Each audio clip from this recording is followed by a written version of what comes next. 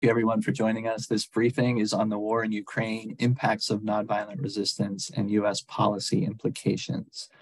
My name is Eli McCarthy. I teach at Georgetown University, and I've had the opportunity to make 2 trips to Ukraine in 2022, meeting elderly and families who have lost their homes, as well as meeting local peace builders and nonviolent organizers from the occupied territories. I've published 4 to 5 articles on the war since February 2022.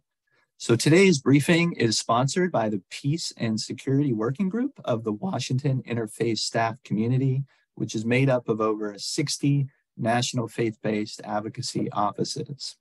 We have about 90 folks who have registered for today, and just some key questions to be thinking about regarding Ukraine at this stage in the conflict include: what steps will lead to ending the war and a more sustainable, just peace? How do we get to the root causes of the conflict and the deeper needs of the various stakeholders? And when do we engage in diplomacy, and how? So let me turn it over to our moderator for today's session, Maria Santelli, Executive Director of the Center on Conscience and War. Maria? Good morning, everyone. Thank you so much for joining us today. As you all are well aware, I'm sure, we're nearing the 1-year anniversary of the war in Ukraine. We're very grateful to have you here with us today as we hear from practitioners and researchers on the impact of strategic nonviolent resistance efforts, the impact that strategic nonviolent resistance efforts are having in Ukraine and Russia to bring the war to a just and peaceful end. We also will discuss implications and recommendations for U.S. policy and congressional action. Each of our 2 main panelists will speak for about 15 minutes. Then Eli will briefly summarize our main policy recommendations. After, we'll open it up to you guys for discussion with our audience. Your questions can be posted using the Q&A tool, which I'm sure you're all familiar with. Only the speakers and hosts will see the questions. We do request that you please keep your camera off, and we will keep all mics muted. This session is being recorded. No one other than the speakers will be quoted outside of the session. Everyone who registered will receive a follow-up email with the recording and related materials. Only the recording of the speakers will be used beyond this session, so your Q&A will be kept private.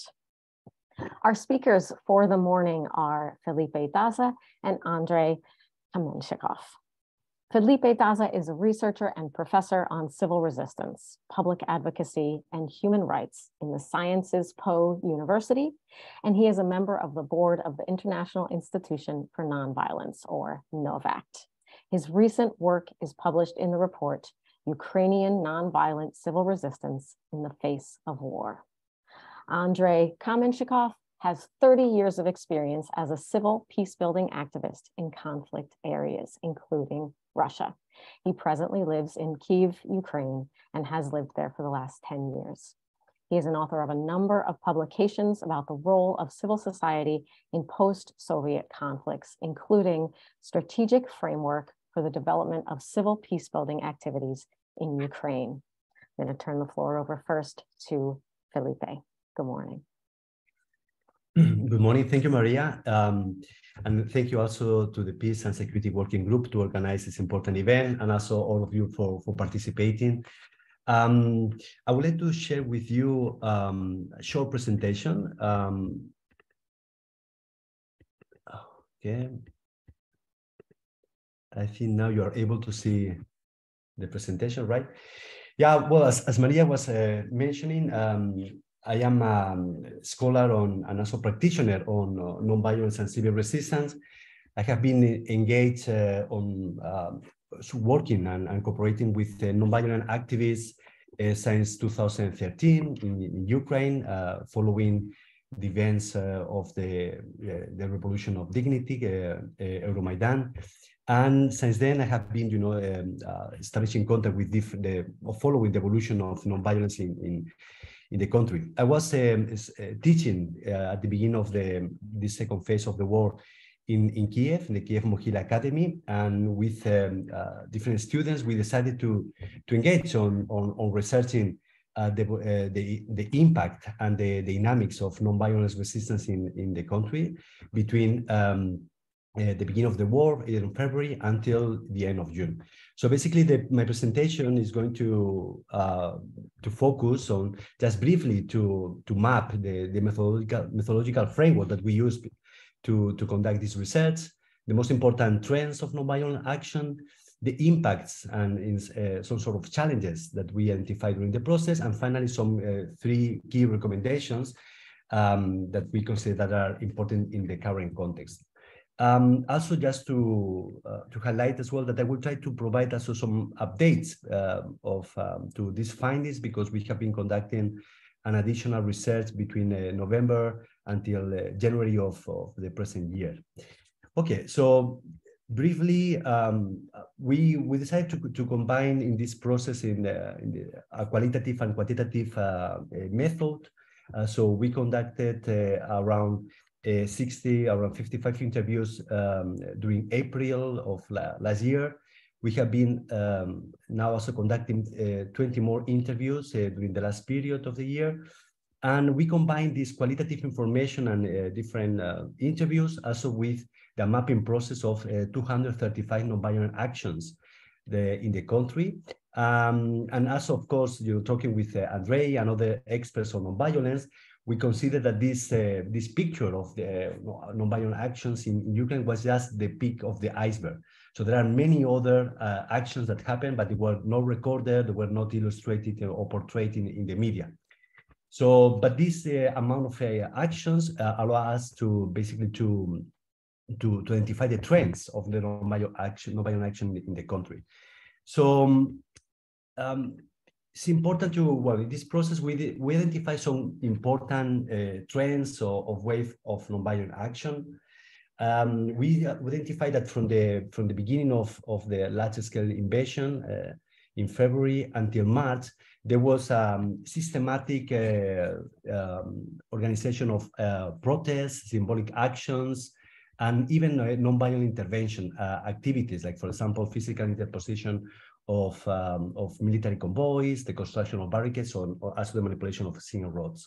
It's very important to highlight this first wave because the majority of the protests that we could see, for example, in Kherson, in Melitopol, or in other areas of the north of the country where the Russians were penetrating Ukraine, there was a very important component of cultural resistance. So symbols, flags, not only Ukrainian flags, but also Crimean Tatars flags where they were present in many of the protests.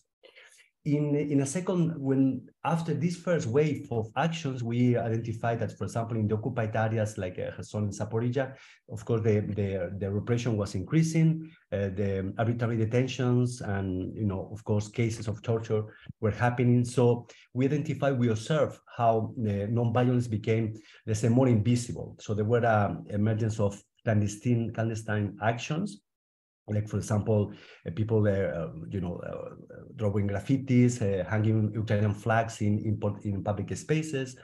But also, we identify emergence of non-cooperation actions, especially in Kherson and Zaporizhia. It's very important that in this moment, there was the first or the appearance of one important campaign called the Yellow Ribbon campaign, which I'm going to explain later on. After this second wave of actions, we start identifying in between end of April until June, more non-cooperation activities. And these non-cooperation activities that happen, of course, in the south of the country, Kherson and Zaporizhia, were basically led by the educational sector, health, doctors, and especially civil servants, that they refused to collaborate with the occupier, for example, in organizing the pseudo referendums. I'm going to talk more about that in the specific impact of nonviolent action. And finally, in the last period of our research, in November, January, I think we can see here the consolidation of the Yellow Ribbon campaign, which is, again, it was a campaign that was organized in social media, but that was expressed with specific actions in the public spaces where people were basically hanging, yellow and blue ribbons in different spaces, which is something very important in terms of maintaining the resistance and maintaining the high morale of the people living under occupation. I will speak as well that one of the trends that we are identifying today is also an ongoing cultural resistance in the Crimean Peninsula by Crimean Tatars activists. This cultural resistance is combining also with very important actions denouncing the situation of human rights in Crimea, and also communication actions in social media and other channels to debunk misinformation and propaganda in this concrete region. Okay. Very briefly about these trends, of course, they are expressed in the mapping process in the report that are well described. I would like to go deeper into the concrete impact that, in our opinion, nonviolent action has in the specific context of the war. First of all, one of the most important impacts that the nonviolence had is the capacity to hinder Russian military targets. I think that it was very clear that how the specific physical interventions, physical interception of military convoys, even tanks, in the areas of Chernihiv, Sumy, or other areas of the north of the country were very important to slow down the progress, basically the movements of the Russian army in direction to Kiev in the first stages of the invasion. Other important impact was the difficulties that the Russian army had to control the urban areas in the south of the country, especially in cities like Melitopol and Kherson. Here we saw the systematic protests by the local residents to basically to confront this military occupation were really, really important, because the Russian army had two fronts. In the one side, they had to defend and to combat the Ukrainian army in the areas of the west, and the other side they have to control the urban areas. One reflection that can express these difficulties was basically how the Russian decided to bring special police forces to control the crowd in the urban areas, which is something that reflects this process. Another important element, so again, talking with experts, we agree on this process, that the impact of non-cooperation activities in April and in May, non-cooperation activities in occupied areas, where again the civil servants decided not to collaborate with the Russian administration and the military occupation, for example, on continuing the administrative tasks and providing the census for the referendums, as I mentioned before. So these specific non-cooperation activities were very important in terms of hindering the establishment or the institutionalization of the military occupation in these areas.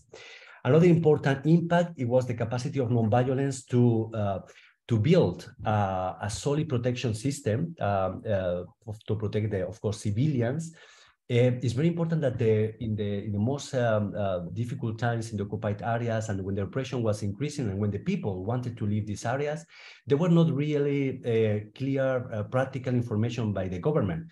So the protection system was led by civil society, was led by activists, by civil society organizations they were providing information about how to cross checkpoints, how to be evacuated from the occupied areas. But it was not only that, it was also the capacity to bring people outside from the occupied areas, transport to the safe areas, and to provide shelter and psychosocial support. So it's a huge and very sophisticated protection system that is also led by women activists and women organizations. They have a very, very important role in this process. Another important element is the establishment of dialogue with Russian army. This, in our report, we illustrate very well the case of Slavutic, which is the town of the workers from Chernobyl. And it was clear that how the mass protest that was organized when the Russians arrived to the city on 26th of March how this enormous and this important non-violence force was used to force the Russian army to negotiate the liberation of the mayor, and also to negotiate to leave the city after 2 days without more casualties and destruction of the infrastructure. So this type of dialogue, this type of fraternization was also visible in the occupied areas when we registered cases of dialogue between civilians that trying to negotiate with soldiers to release civilians that they were detained in the specific facilities in the occupied areas. Of course, this was possible only under certain conditions. Okay, not happening. It wasn't possible in other areas where, as you know, that there was not possible to establish this dialogue.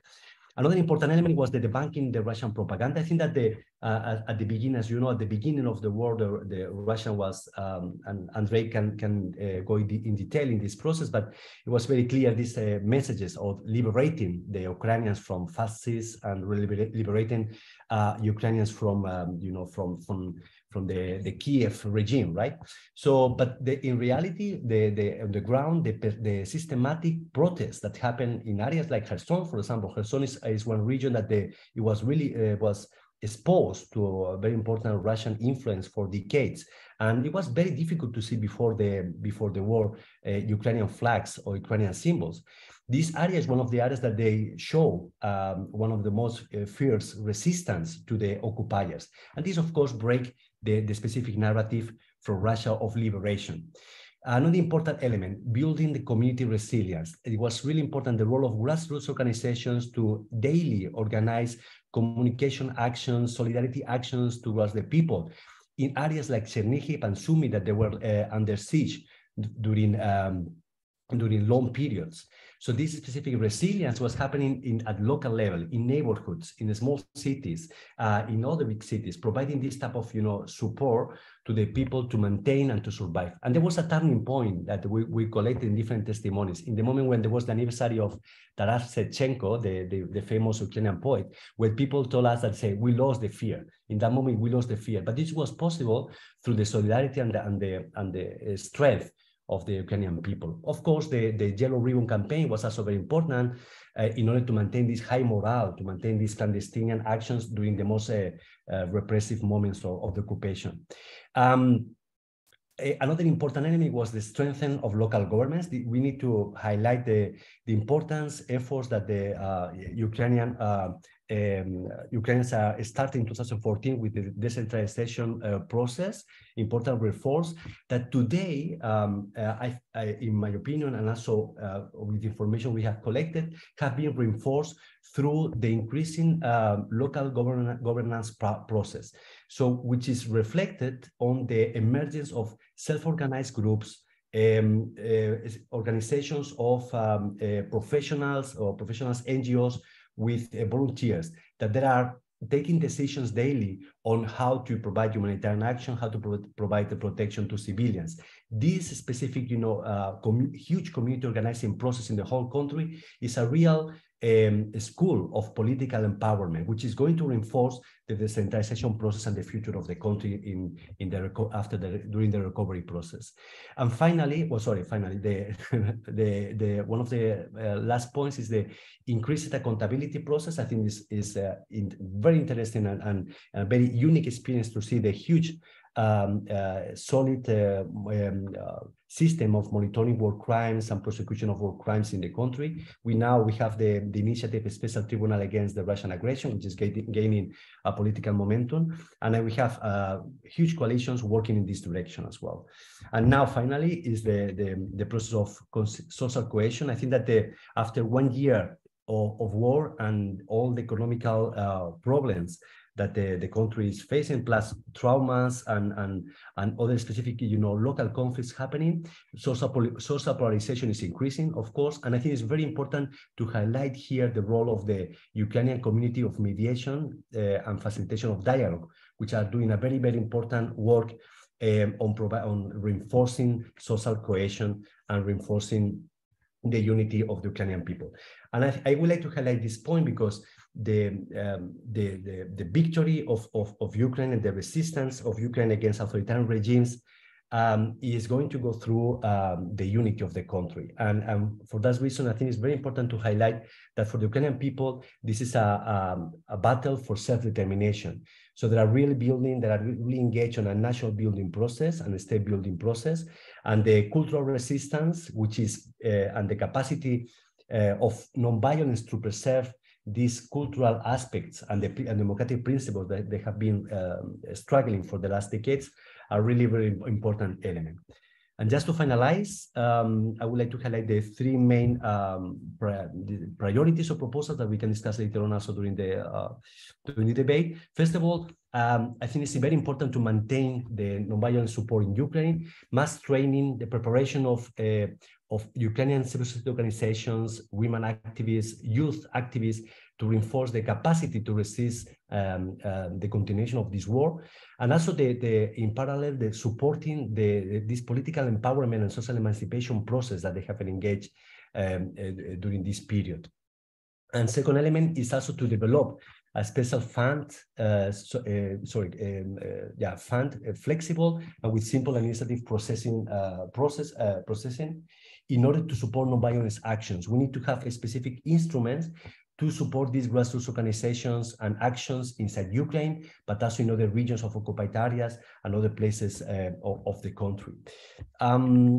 I think also it's very important also to pay attention to the regional dynamics, and I think that is crucial to support cooperation between nonviolent activists from Belarus, Russia, and Ukraine. This process is ongoing, is happening in the Baltic countries, South Caucasus, Poland, and other countries in the region. And it's very important to reinforce these spaces and these processes in order to find strategies to fight against the authoritarian regimes, propaganda, and undermine, at the end of the day, the pillars of power of Lukashenko and Putin. And finally, I think it's important also to develop a comprehensive protection program for nonviolent activists in the occupied territories, but also in Russia and Belarus, where the repression is increasing. And I think this specific program needs to deal with evacuation, economical support, and specific,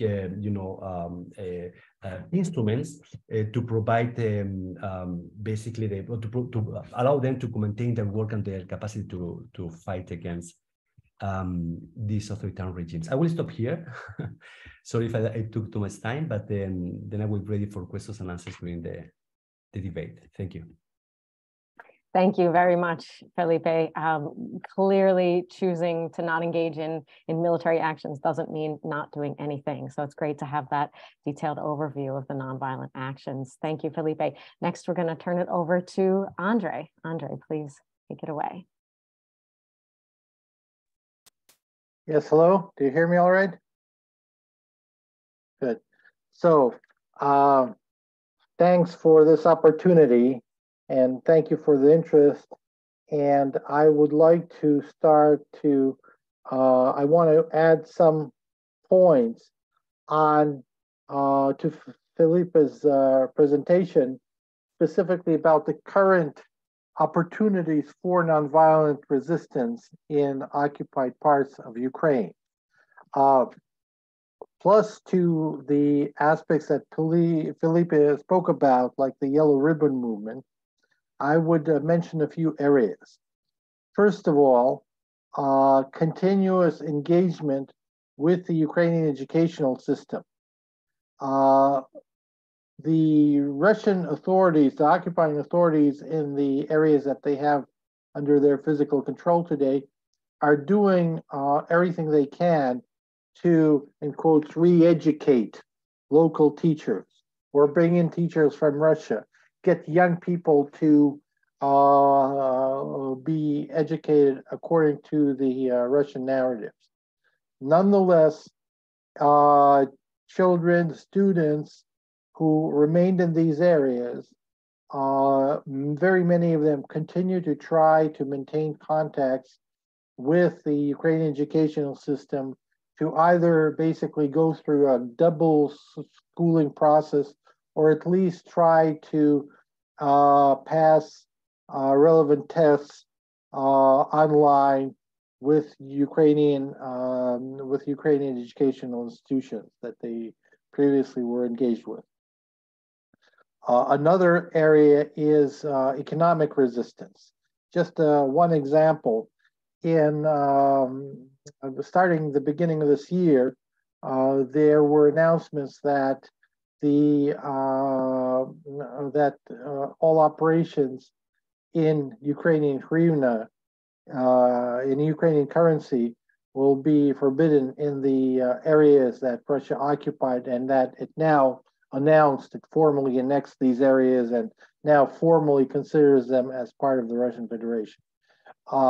Nonetheless, in many areas, this has not been carried out, and there were different excuses why it wasn't carried. And one of the excuses was that there's simply not enough, simply small cash, Russian cash that people can operate in. But what's interesting is the areas where this switch to the Russian ruble was delayed were the areas where the occupying forces didn't really have enough personnel, enough institutions to enforce their rule. So obviously it is a sign that in areas where their capacity to enforce their rule is limited, those are the areas where people can still resist in that kind of way. Information, getting information in and out. That's a very important aspect of and a base for nonviolent resistance in the areas that are still under Russian occupation. And of course, what is very important is for both Ukrainian officials, starting from the very top, and the international community to pay enough attention to this aspect of nonviolent resistance in occupied parts of Ukraine, because one of the actually the simplest, but also the most important ways that it is possible to support this type of resistance is simply providing it with necessary recognition. People understand the difficult realities that they face, and they understand that there is limited opportunities to provide direct support to them from the Ukrainian government or from the international community. But if they see that they are remembered, that their towns and villages are mentioned, that they're not forgotten, that is a very, very important factor in maintaining the spirit and maintaining and strengthening the desire of people to demonstrate, at least to themselves and to their friends, not even necessarily to the occupiers, but to themselves, their desire for liberation. So this is very important.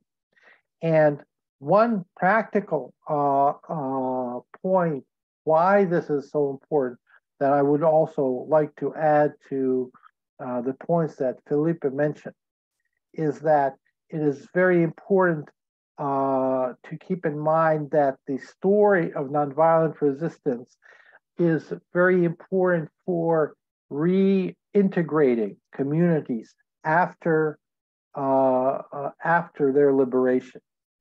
Ukrainian armed forces were able to liberate large areas that were for many months under Russian occupation in the Kharkiv region primarily, and in the Kherson region, including the regional capital, the city of Kherson.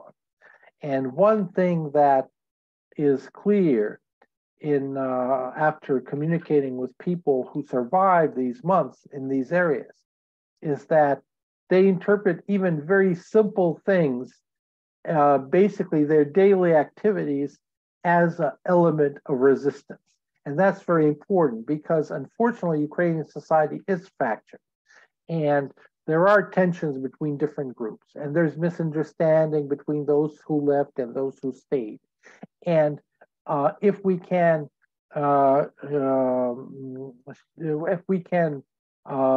shed enough light on both the difficult realities that the people that had to stay for different reasons, the realities that they faced when they were under occupation, but also show that even in very simple ways, they continued to demonstrate their affiliation with Ukraine.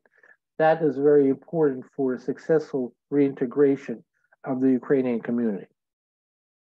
Now, speaking about this, I would like to also add a little bit about another very important aspect of nonviolent resistance in the context of the Russian-Ukraine war. And that is resistance in Russia itself, or resistance of Russian people, and to some extent also of people in Belarus. But before I go into more detail, I would like to mention that when we hear about war and conflict, we usually, the information that we get is usually focused on various aspects of military action, the movement of front lines, different weapons being used, attacks against military or civilian targets, and so forth. But the underlying state of society that always is a crucial factor in any kind of armed confrontation, it's harder to grasp that. It's harder to assess how this influenced the course of events. My own experience in over 30 years of working as a peace and human rights and humanitarian activist in different conflict zones taught me that it is actually the state of society, the motivational factors that are decisive in the long term in the outcome of any armed confrontation. And for me, this was not just a theoretical concept.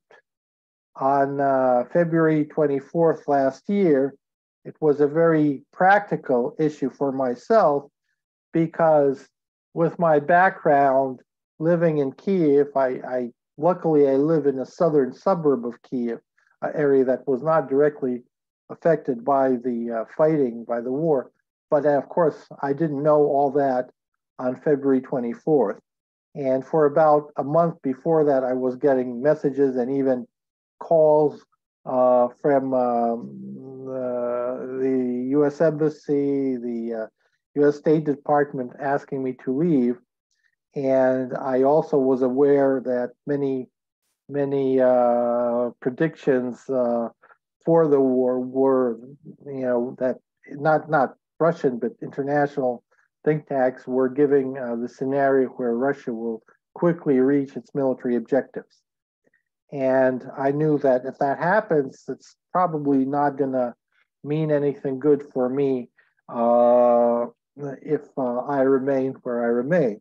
And I also had my own experience, and I weighed my own knowledge and understanding of the situation against the information that I was reading on the internet. I decided that I'll rather believe myself and stay, and I turned out to be right.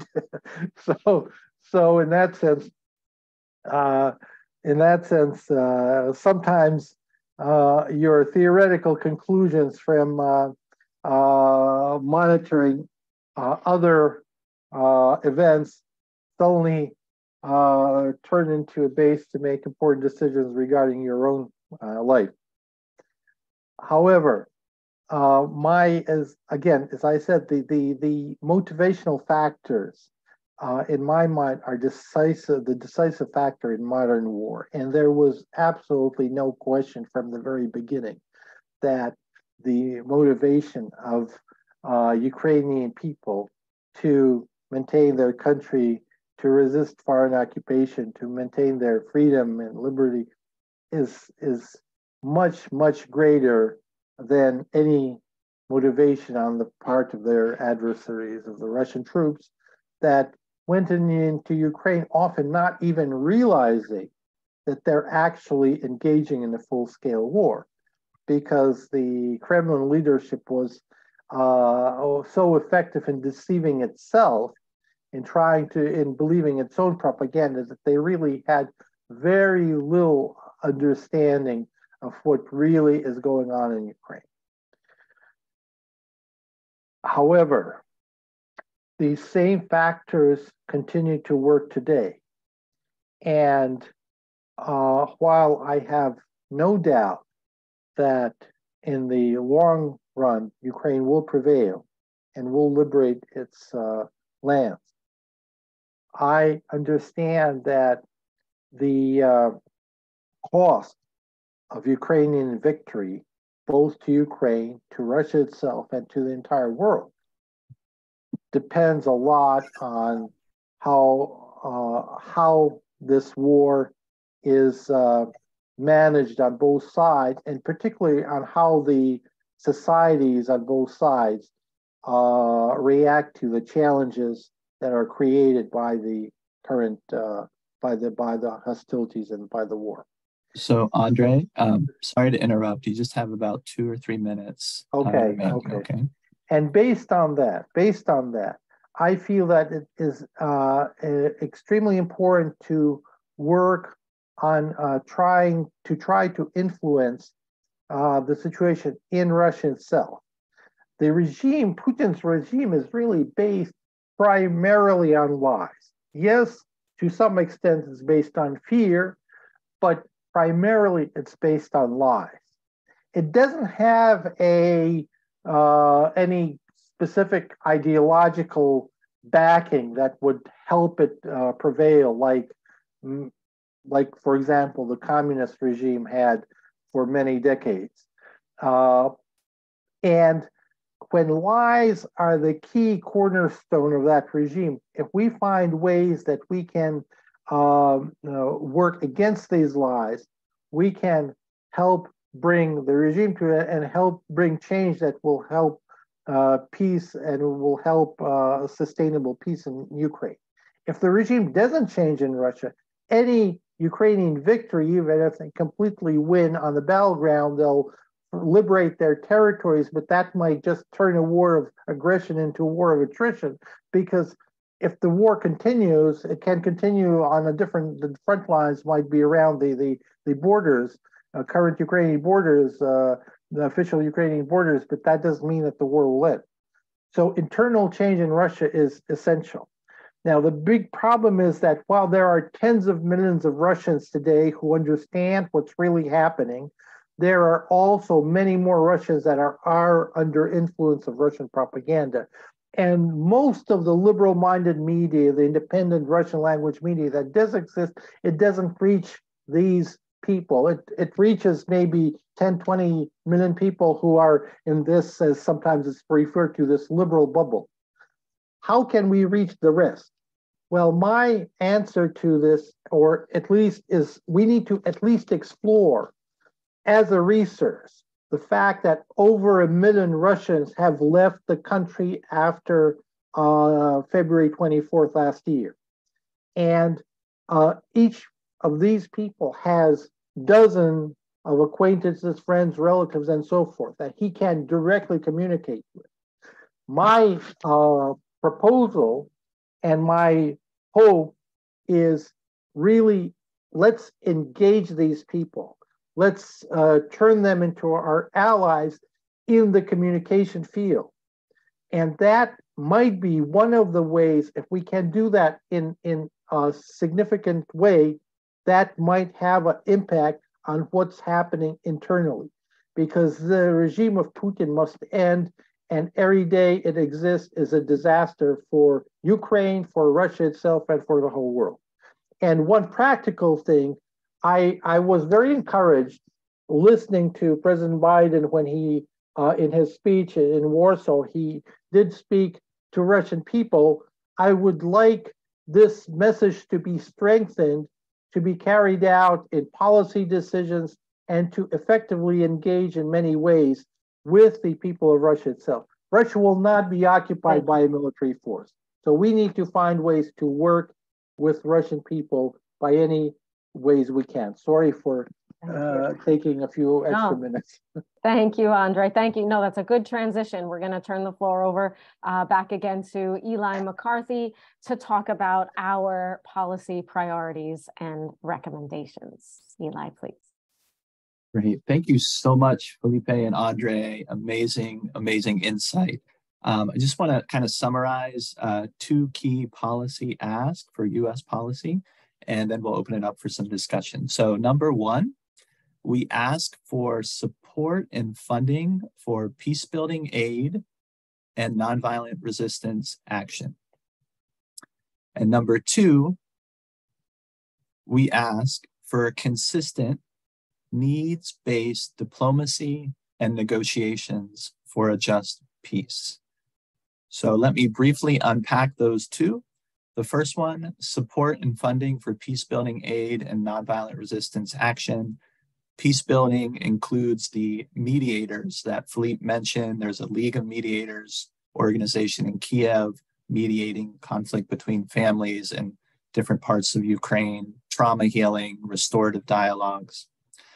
For the nonviolent resistance part, this is broad-based training for Ukrainian civil society organizations in things like strategic campaigns, digital security, resources that help maintain their interactions, cooperative activities between organizations across Ukraine, including Belarus and Russia, protection program that Felipe mentioned to help protect nonviolent organizations and activists as well.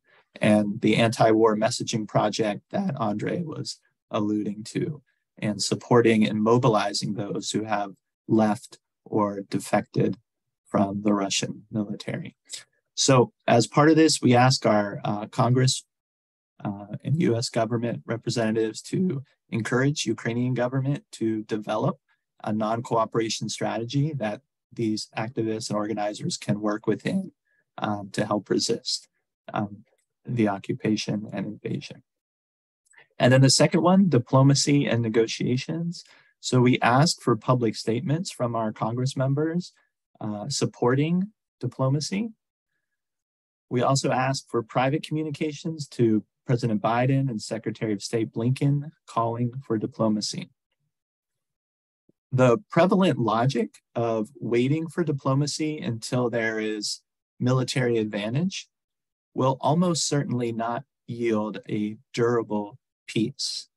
It may generate an agreement at some point, but this agreement will be rooted in the power of domination. And thus, it likely doesn't focus adequately on the epicenter of the conflict, such as the grievances, the trauma, the distrust, and the needs of each stakeholder. So in turn, we are just regenerating domination under the guise of diplomacy. So the conflict is likely to regenerate in other forms of violence. A final point on diplomacy is we do know that they were pretty close to an agreement last March, and then reported in the Ukrainian media, Boris Johnson from the UK went to Kiev and told Zelensky that he does not need to make an agreement, that they wanted to continue with this war, and that even if Zelensky was ready, according to Johnson, they were not ready for an agreement.